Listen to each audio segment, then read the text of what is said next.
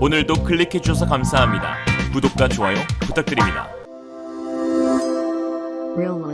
삼성의 미친 기술력이 중국의 애국주의 소비도 무너뜨렸습니다. 삼성전자가 최근 발표한 3세대 폴더블폰 폴드3와 플립3가 세계적인 관심을 받는 가운데 중국에서마저도 흥행을 이어가고 있는데요. 지난 2일 중국 온라인 쇼핑몰 타오바오에서 진행된 플립3 라이브 커머스에서 방송 시작 3분 만에 준비된 제품 물량 3,000대가 매진되었습니다. 이날 시청 인원은 총 914만 명이었는데요. 전날 진행된 중국 인기 라이브 커머스 호스트인 웨이야가 온라인으로 진행한 플립3 톰 브라운 에디션 언박싱 방송에서는 1950만 명이 시청하면서 높은 인기를 실감케 하였습니다. 삼성전자는 1일부터 중국에서 신제품 폴더블 스마트폰 라인업에 대한 사전 예약을 시작했는데요. 업계에선 사전 예약 전 온라인 구매 의사를 밝힌 대기자만 100만 명을 넘어선 것으로 추산하였습니다. 얘네들도 아는 거죠. 애국이고 뭐고 삼성이 최고구나. 사전 예약은 중국 현지 출시일인 이달 10일 이전까지 받을 예정이어서 예약 대기자는 더 늘어날 것으로 전망됩니다. 그동안 중국은 자국 제품 선호도가 강해 삼성전자가 어려움을 겪는 시장이었습니다. 한창 애국주의에 심취해 있는 중국의 젊은 세대들은 자국 기업의 제품을 애용하여 애국하자는 움직임을 보여왔는데요. 중국 시장 조사 업체 시노리서치에 따르면 올 상반기 중국 스마트폰 시장 점유율 1위는 오포, 2위 비보, 3위 샤오미로 중국 업체들이 전부 상위권을 휩쓸고 있습니다. 글로벌 스마트폰 판매량과 점유율 모두 1위인 삼성전자가 중국 시장에서만 유독 힘을 못 쓰는 상황에 삼성폼의 무덤이라는 별명까지 나올 정도였죠. 그러나 중국인들의 이러한 애국주의도 삼성의 미친 기술력을 꺾지는 못했습니다. IT 업계 관계자는 삼성 폴더블폰의 출고가가 한국보다 최대 80만원 비싸게 책정될 예정인 것을 감안하며 이례적으로 높은 구매 열기인데 플래그십 모델인 폴더블폰에 집약된 삼성의 첨단 기술들은 중국 업체와의 확고한 격차를 벌려놓았다고 설명했습니다. 중국 외의 다른 나라에서도 폴더블 스마트폰에 대한 인기가 뜨겁습니다. 인도에선 사전 예약 첫날인 지난달 24일 하루에만 갤럭시 노트 20 대비 2.7배 많은 예약 물량 신청이 쏟아졌습니다. 미국에선 사전 예약 물량이 갤럭시 Z 시리즈 전체 판매량을 돌파했으며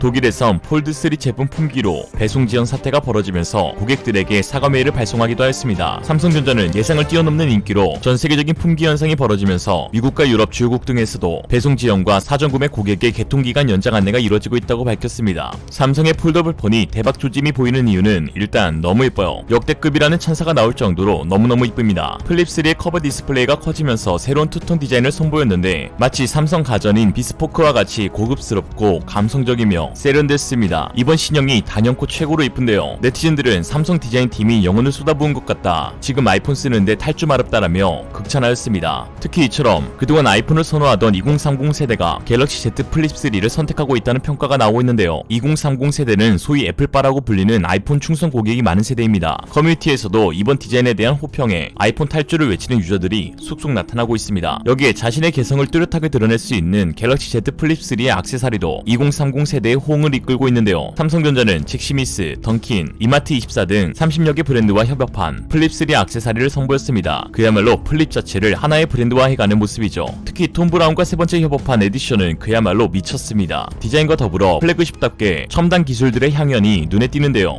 최초의 수식어가 도배되었습니다. 폴더블폰 최초로 IPX8 등급 방수 기능을 갖췄고 삼성 스마트폰 최초로 언더 디스플레이 카메라 기술을 적용했습니다. 동영상 등을 재생할 때는 카메라 홀을 디스플레이 픽셀로 가리는 기술을 통해 온전한 풀스크린을 즐길 수 있고 커버 디스플레이의 화면 주사율은 120Hz로 전작 대비 2배 높아졌습니다. 무게도 전작보다 10g가량 가벼워졌죠. 특히 확 커진 커버 디스플레이로 스마트폰을 열지 않아도 최대 8줄까지 알림이나 메시지를 확인할 수 있습니다. 위젯을 활용해 일정이나 날씨 걸음수를 확인하고 스마트폰 색상과 어울리는 배경화면도 수시로 변경할 수 있습니다. 움짤로도 가능하죠. 거기에 디스플레이로 자신의 모습을 촬영할 수 있는 퀵샷 기능도 가능합니다. 삼성페이 당연히 되고요. 네티즌들은 삼성페이, NFC, 신원인증 앱으로 지갑 없는 삶의 완성을 한 번 맛보면 벗어나기 힘들다고 하였습니다. 특히 독보적인 기술인 하이드어웨이 힌지가 눈에 띄는데요. 노트북을 여닫을 때처럼 다양한 각도로 상판을 세울 수 있습니다. 다른 중국 폴더블 폰들은 보정이 되질 않죠. 외부 인지는 국내 기업 KH바텍이 단독 공급했고 내장 인지는 하인테크닉스가 만들었습니다. 폴더블 폰 액정을 보호하는 광합 필름도 진화한 부분인데 삼성전자는 폴더블 폰으로는 처음으로 S펜 기능을 도입함에 따라 전작 대비 얇은 초박형 필름을 적용했습니다. 펜 움직임을 인식하는 부품인 디지타임 디지타이저는 인터플렉스의 기술을 썼습니다. 디지타이저는 펜의 움직임을 디지털 신호로 변화해주는 입력 장치인데요. 인터플렉스는 이번 폴더블폰에 펜 입력을 탑재하기 위한 폴더블폰 전용 디지타이저를 자체 개발했습니다. 그야말로 한국의 첨단 기술들이 하나로 모여 상상을 초월하는 폴더블폰을 만들어내었고, 폴더블폰 시장을 한국이 독점하여 커져가는 시장의 혜택은 한국 기업들이 다 가져오게 생겼는데요. 글로벌 시장 조사 업체 카운터포인트 리서치에 따르면 올해 폴더블폰 출하량이 1000만 대로 관측된 가운데 90% 이상이 삼성전자에 돌아갈 것으로 전망하였습니다. 전체 폴더블폰 시장 규모는 지난해 대비 올해 3배 규모로 커진 데 이어 2년 뒤인 2023년엔 10배로 1억대 판매를 기록할 것으로 예상했습니다. 파이낸셜 타임즈는 삼성 폴더블이 차세대 스마트폰 기준이 될 것으로 전망하였고, 블룸버그는 폴더블 시장은 기하급수적 성장하면서 2025년까지 주류가 될 것으로 예상한다고 내다봤습니다. 이제 남은 것은 우리의 기술을 잘 지켜내고 더욱 발전시켜 나가는 것이겠죠. 그러나 벌써부터 삼성 베끼기에 나선 곳이 있습니다. 바로 중국의 샤오미인데요. 샤오미는 삼성전자 갤럭시 폴드와 유사한 폴더블폰 미믹스 폴드를 내놨습니다. 외형이 삼성전자의 두 번째 폴더블폰 폴드2와 판박이인데요. 제조사 로고 없이 제품 사진만 놓고 본다면 구분이 쉽지 않을 정도로 샤오미가 갤럭시 폴드의 외형을 그대로 베꼈다는 평가가 나오고 있습니다. 심지어 외관뿐만 아니라 제품 전략, 사용 방식, 이제는 홍보 영상까지 그대로 따라하기에 이르렀습니다. 샤오미는 미믹스 폴드에 이어 미믹스 플립으로 폴더블폰 제품군 라인업을 구축했는데 삼성의 라인업을 그대로 가져왔죠. 뿐만 아니라 샤오미가 공개한 공식 홍보 영상까지도 2년 전 출시된 갤럭시 폴드의 홍보 영상을 빼다 박았습니다. 영상을 보시면 기가 찰 오르십니다. 샤오미 영상 말미에 삼성이라고만 언급하면 그냥 다를 바가 없어 보입니다. 그러나 아무리 따라한다는들 따라하지 못하는 것이 있죠. 바로 기술력입니다. 샤오미 미믹스 폴드는 내부 화면 베젤이 삼성 폴더블보다 더욱 두껍고, 폴더블폰 고질적인 문제인 주름도 더 거슬리게 눈에 띈다는 점에서 확연한 기술력의 차이를 보이고 있습니다. 특히 공개된 화면만 놓고 보면 디스플레이 소재도 삼성이 사용 중인 UTG 초박형 유리가 아닌 플라스틱 소재가 사용된 것으로 보이는데요. 이는 내구성 면에서 확연한 차이를 보일 것으로 예상됩니다. 또 샤오미가 강조한 힌지 내구성의 실체와 액체 렌즈를 탑재한 카메라 성능이 출시 행사를 통해 확인되지 않은 만큼 핵심 기능은 출시 이후에야 확인될 것으로 보인다는 점에서 아직 성능 인증이 되지 않은 상황입니다. 뭐 그렇다고 해서 샤오미가 아예 장점이 없는 것은 아닌데요. 샤오미 스마트폰은 여차하면 신비한 보호용 폭탄으로 대체 사용이 가능합니다. 꼴보기 싫은 사람이 있다면 샤오미 스마트폰 선물을 적극 추천합니다. 샤오미는 그동안 중저가 모델을 선보이며 가성비에 초점을 두고 있었는데요. 갑작스런 플래그십 도전은 한계에 부딪혔다는 평가를 받고 있습니다. 아무리 외형, 전략, 홍보 영상을 따라한다 한들 짝퉁이 명품이 될 수는 없는 것이죠. 그리고 애초에 중국과 플래그십이란 단어가 어울리지가 않아요.